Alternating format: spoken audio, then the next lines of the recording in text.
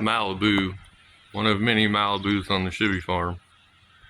Lately here I've been working on it.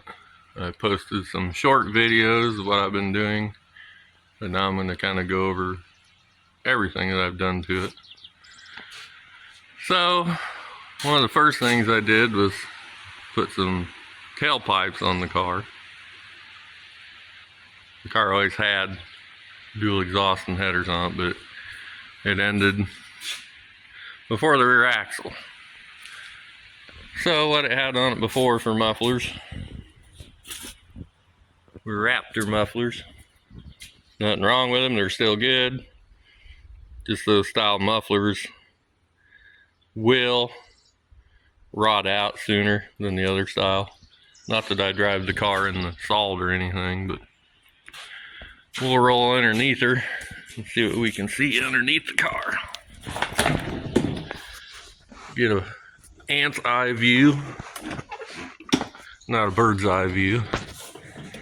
Hopefully this will turn out decent. It's kind of dark in here.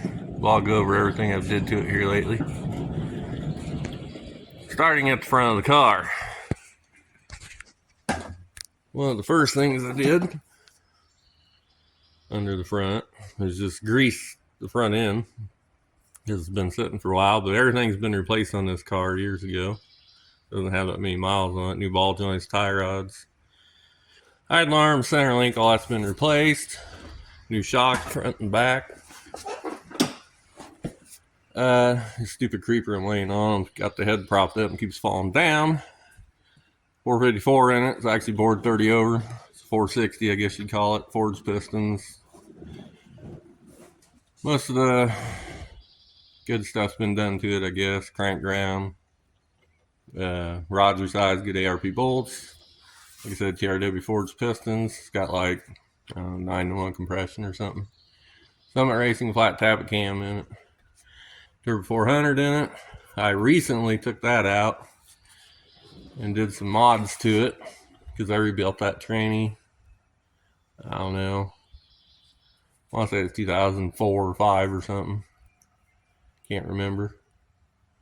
But anyways, it didn't shift quite like it should, so I took it out. And the only thing I found it was wrong is when you dual feed it, you stick a cut plug in the case, and for some reason there's no cut plug in the case. So fix that.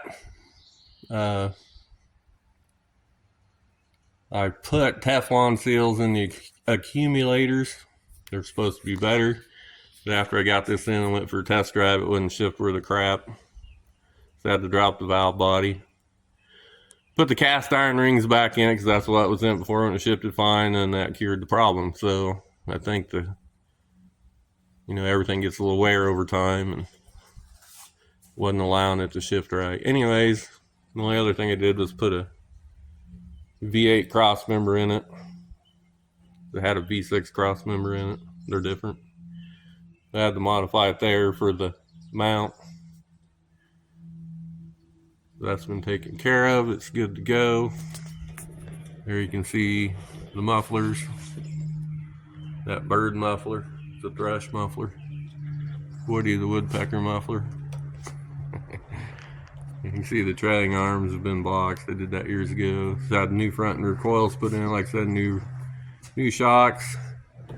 Put this 8.5 Grand National end in it. Can't remember if that was actual Grand National end or 442 end, but if I remember right, I bought that on eBay years ago, reasonably priced.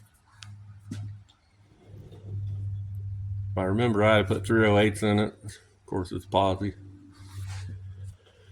What else? Haven't really did much back here. Just got those new stainless steel tips on the mufflers. What else? Not a whole lot underneath the car. You can see that's been painted once. Painted it years ago.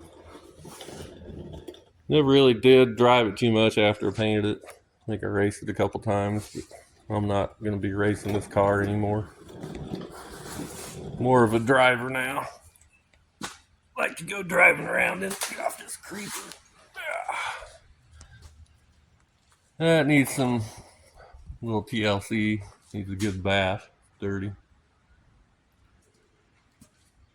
I do have some police caps, they call them, to put on there. I've never really, I think I had them on at once.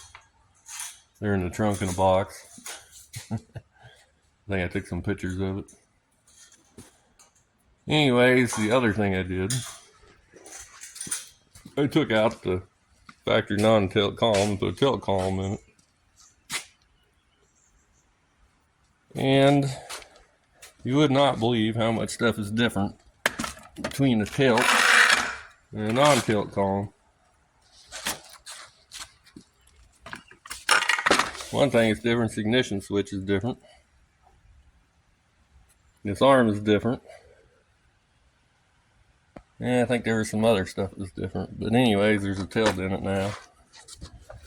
And I had to change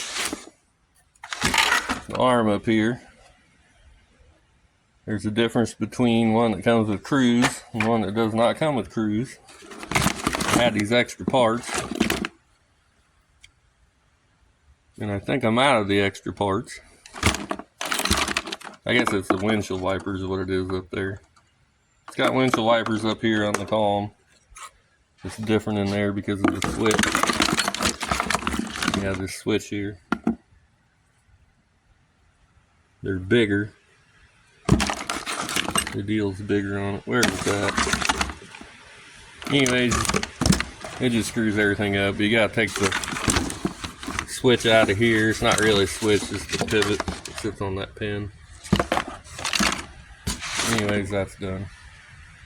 I'll let down here and show you the column in it. One thing I forgot to mention too, I was doing is see all the wetness on the floor is draining the antifreeze out of it. Put some new antifreeze in it. Doesn't hurt to do that once in a while. There's all the antifreeze out of it. I did have a hell of a time getting the drain plug out on the driver's side, because it's so freaking close to the motor mount up in there. Yeah, I'll shed a little light on that.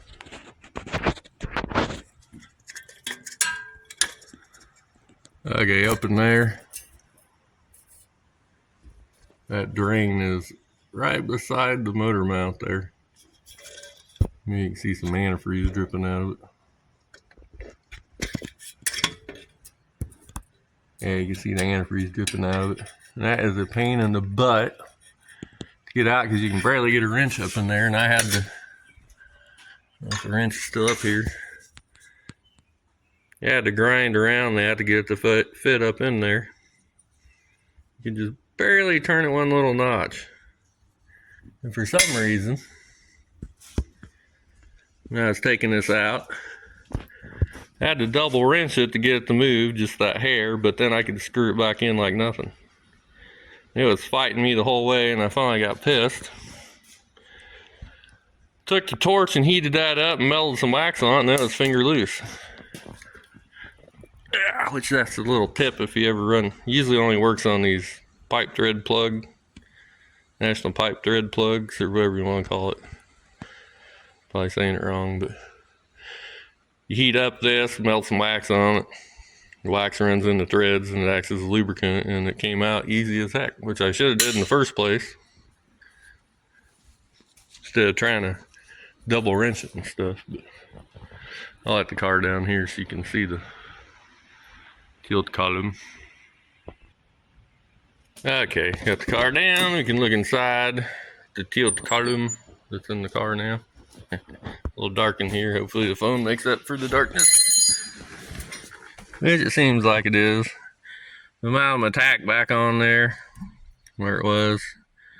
We actually have a lever now. Kind of hard to hold this, pull down. I guess you do it like this, but we got a tilt wheel. And this column, if I remember right, was out of like a newer El Camino. It is calm. That's what I want in this car. Not worried about floor shift and all that stuff. Mostly all stock inside, stock radio still. Typical dash tracking. The worst part about these cars, the interior in them ain't the greatest. I like the vinyl stuff's good. I need to clean that off. All this plastic stuff fades and breaks, and all that good stuff. But I need to go for drive and set the steering wheel. I did set it where the factory alignment dots are. If you didn't know that, there's alignment dots on these things. I just put a mark there and a mark there. Factory marks them there. I put it back where it was. We'll go for drive and see if it's off. If not, we'll have to move a little bit. Keep kicking the wrenches on the floor, but still got the factory seat in it. It's in real nice shape. I say it just needs a cleaning. The headliner's still up in it. Back seat, got some junk in here, but back seats need a cleaning too. Need somebody to come detail my cars for me. I hate doing that. Anyways, need to put some water in it. Flush it out a little bit. I got some cleaner I'm going to put in it because the radiator's getting a little limey. I've used that stuff before. It works pretty good for cleaning radiators. Just don't dump too much in it. That's a brand new 3-quart radiator I bought years ago. And you can see it's starting to get limey in it. All filled up with water. Dump some of that in. Go drive around a little bit and it'll clean itself out and drain it. And, you know, do the old radiator flush. Flush your system. Other than that, it needs a damn good cleaning. I also need to get some clips for my grill. Those, both of them on that side are junk. Only one up here is holding it and two in the middle. All that stuff's getting hard to find for these cars anymore. Used to be able to go to the junkyard and just grab the stuff off other cars. But it don't work no more. Now you gotta buy everything new.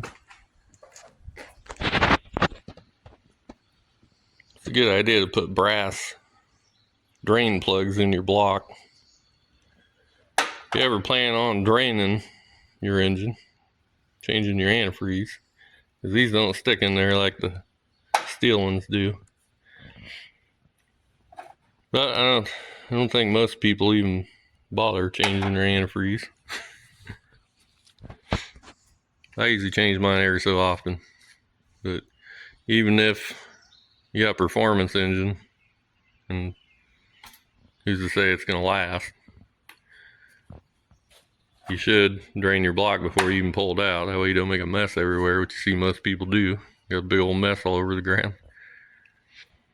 But if you don't plan on keeping your car, just leave the steel ones in it, tighten them down with a 1/2-inch breaker bar so the next person has a problem of getting them out.